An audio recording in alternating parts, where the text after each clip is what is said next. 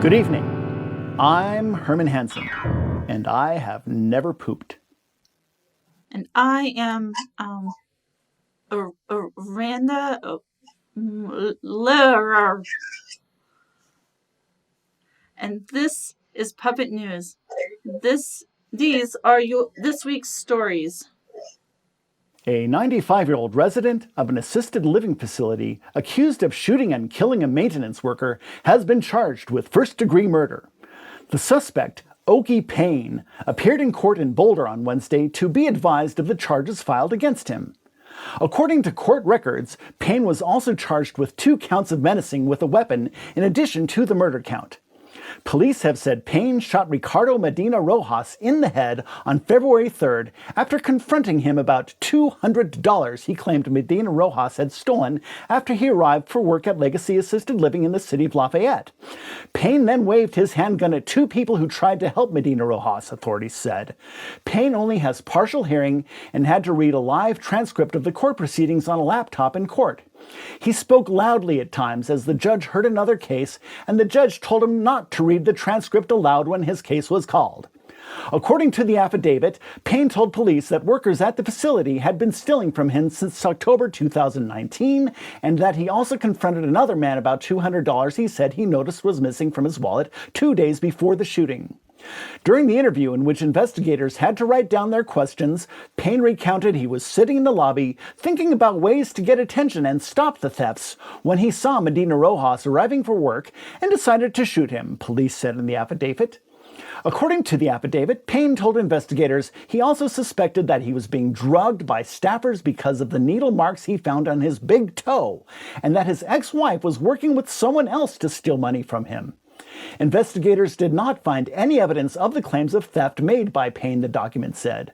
Payne is represented by 2 public defenders, Catherine Harold and William Bode, who are not allowed to comment on cases under the policy of the Office of the State Public Defender. Payne has not been asked to enter a plea yet. A hearing to determine whether there is enough evidence to put him on trial is scheduled for May 5th. Over 60% of St. Vrain Valley School District employees who are eligible for the COVID-19 vaccine have been vaccinated or are scheduled to get vaccinated, Superintendent Don Haddad said during Wednesday night's school board meeting. Out of the 3,934 St. Vrain Valley employees who are eligible for the COVID-19 vaccine during the Phase 1B.2 of the Colorado vaccination plan, 701 have received the vaccine.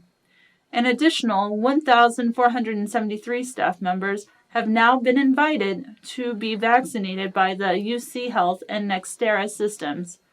Nearly 300 employees have indicated not needing or wanting the vaccine, according to Haddad.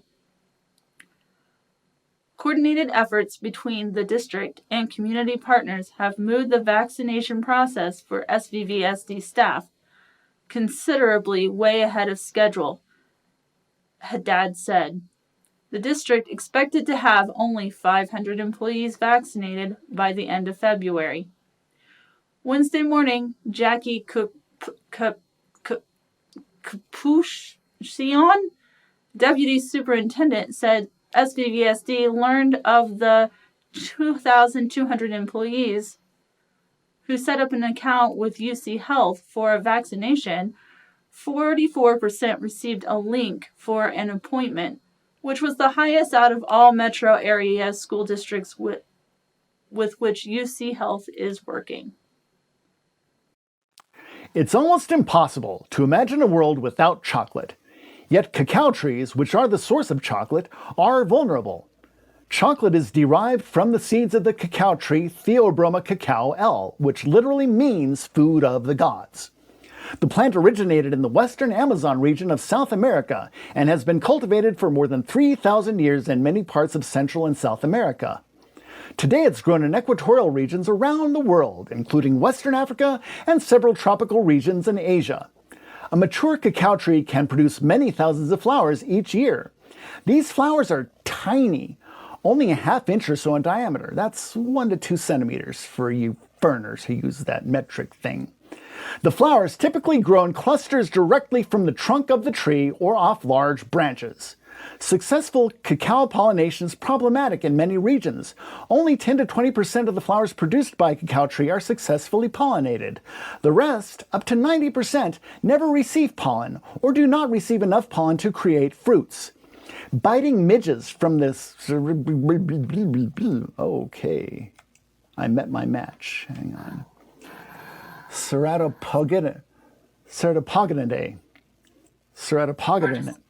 Just skip the scientific name.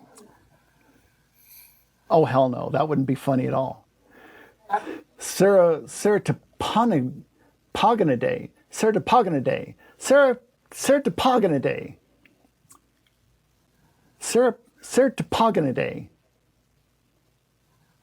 A ceratopogonidae keeps the midges away. Biting midges from the Ceratopogonidae family and gall midges.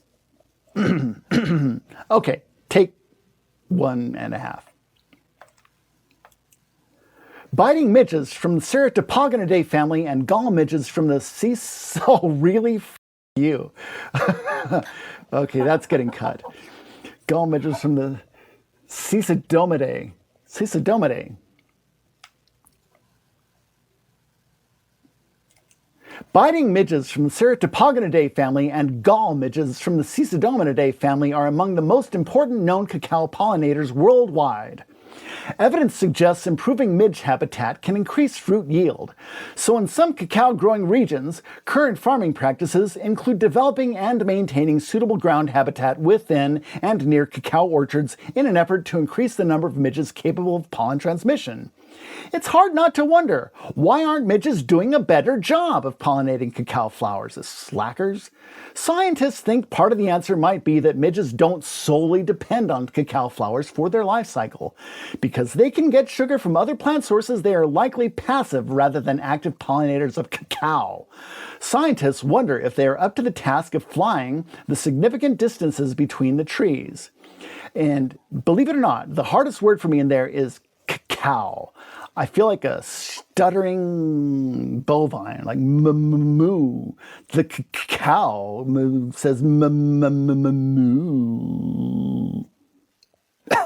A joint effort that puts school resource officers, or SROs, into local schools is being put on hold after city council members raised questions about the benefits of the program. Council members said Tuesday night SROs have been praised by parents and are key parts of efforts to reduce teen crime. They also said they have fielded complaints that students of color are unfairly targeted by SROs. I have heard first-hand accounts of children of color who feel they get different treatment from SROs, Councilmember Marcia Martin said.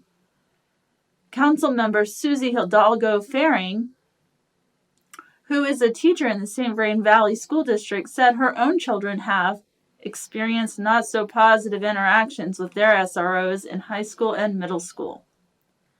The council agreed to table the intergovernmental agreement between the city and the St. Vrain School District to get more information about the effectiveness of SROs. Their findings are scheduled to be reviewed by City Council later this month. Other school districts, including Denver Public Schools and Boulder Valley, have dropped their SRO programs over complaints from minority students that they are singled out for harassment in school hallways by police. Martin said the issues in other districts suggest one should proceed with caution. I'm in favor of seeing a presentation before we vote on it. Longmont Police Sergeant John Garcia told the City Council that officers picked to be SROs are specifically trained in child brain and behavioral development. They are selected to work in schools on the recommendation of school officials and counselors. When General Motors boldly announced its goal last month to make only battery-powered vehicles by 2035, it didn't just mark a break with more than a century of making internal combustion engines, it also clouded the future for 50,000 GM workers whose skills and jobs could become obsolete far sooner than they knew. The message was clear. As a greener U.S. economy edges closer into view, GM wants a factory workforce that eventually will build only zero-emissions vehicles. It won't happen overnight, but the likelihood is growing that legions of auto workers who trained and worked for decades to build machines that run on petroleum will need to do rather different work in the next decade, or they might not have jobs. If the history-making shift from internal combustion to electric power goes as GM, Ford, and others increasingly envision, jobs that now involve making pistons, fuel injectors, and mufflers will be supplanted by the assembly of lithium-ion battery packs, electric motors, and heavy-duty wiring harnesses. Many of those components are now built overseas, but President Joe Biden has made the development of a U.S. electric vehicle supply chain a key part of his ambitious plan to create 1 million more auto industry jobs with electric vehicles. Yet for workers at GM and other automakers, that future could be perilous. The more environmentally friendly focused plants of the future will need fewer workers, mainly because electric vehicles contain 30 to 40% fewer moving parts than petroleum-run vehicles. In addition, many of the good union jobs that have brought a solid middle-class lifestyle could shift to lower pay as automakers buy EV parts from supply companies or form separate ventures to build components. Most vulnerable in the transition will be the roughly 100,000 people in the United States who work at plants that make transmissions and engines for gas and diesel vehicles. Regional Transportation District, or RTD, officials say they will refocus on building the long-awaited Northwest Rail line after goading from government police and some members of the agency's board of directors Tuesday night. RTD planners told the board during a virtual work session that any move to fully extend the 38-mile corridor, also known as the B line, will need funding from the state or perhaps the nation's national rail service, Amtrak. Deborah Hanson, RTD's general manager and CEO, told the board she will present a plan within 60 days that will likely call for the agency to use a portion of its fast-track savings account to fund new studies of the Northwest Rail Plan. Cost overruns forced RTD to back off the project, as well as other fast-track projects, angering several municipalities along the planned route. Longmont has sunk over $60 million in taxes into fast tracks, as some officials have talked of pulling funding from RTD and threatening legal action. Currently, the capital cost of completing 4 unfinished fast track projects, including the B line, would reach over $2 billion, and the earliest the Northwest route would be finished is in the 2040s, said Bill Van Meter, RTD's chief planner. Paolis, who last month urged RTD to finish the B line, told the board that the 2042 is not a legitimate date for discussion. He said delays in the B line have eroded faith in RTD, although he did not blame the current RTD board for the delays. He said board members must move the project forward. Board member Chantel Lewis, who represents Denver, told the board she favors new environmental and ridership studies for the B line, but the corridor should not take funding precedence over existing RTD services for the poor. We need to keep those marginalized communities at the center of our conversation, Lewis said. Colorado lawmakers will introduce a bill to establish guidelines on how personal information can be shared with federal agencies. The proposed legislation, announced Thursday at a press conference with state lawmakers and immigrants' rights groups, is a response to emails obtained through open records request by the Colorado Immigrant Rights Coalition, which revealed unsanctioned data sharing between the state's Division of Motor Vehicles and ICE agents. Arash Jahanian, Director of Policy and Civil Rights Litigation at the Meyer Law Office in Denver, said there were hundreds of families potentially affected by the data sharing. Under the bill, personal information cannot be used for immigration enforcement, Jahanian said. Personal information would only be disclosed for criminal law enforcement with a warrant, subpoena, or another order signed by a judge.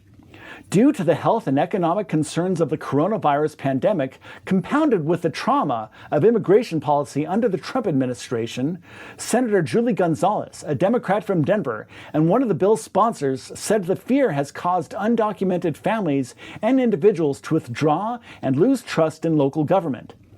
The fear of their undocumented status being shared has prevented many from accessing medical services, daycare enrollment, and food banks, according to Maria Abaniel Rangel, immigrant advocacy coordinator with Tri-County Health Network. The fear has also affected immigrant communities during the pandemic, with hesitancy towards contact tracing and receiving a vaccine. I think that it's really important for girls to be able to kind of explore their aggressive side just as much as guys. It can really surprise some people and become icons for younger children and younger girls, said Meade sophomore wrestler Kirsten Davis after her victory Tuesday. Davis is one of the 6 student athletes to make up the inaugural Meade girls wrestling team. After 3 road events to start their season, the first girls wrestling team in St. Vrain Valley School District history hosted their first home duel Tuesday night. Only a dozen team family members were in attendance to watch the historic event. Yet, the Mavericks, formidable opponent from Legacy High School, boasted a roster twice their size and the number 6 ranking in the state this week. With 10 total weight classes to be filled, the small Meade team often hands their opponent forfeits at each match. Out of the 4 Mavericks who competed against Legacy last night, Davis was the only winner, pinning her opponent in the first round. Meade lost 48-12, but they were excited about the program they have begun. After 2 years as a pilot program, girls wrestling became an official Colorado High School Activities Association sport in the 2020-21 school year. COVID-19 protocol. And that's all we have time for. For Puppet News, I'm Herman Hector.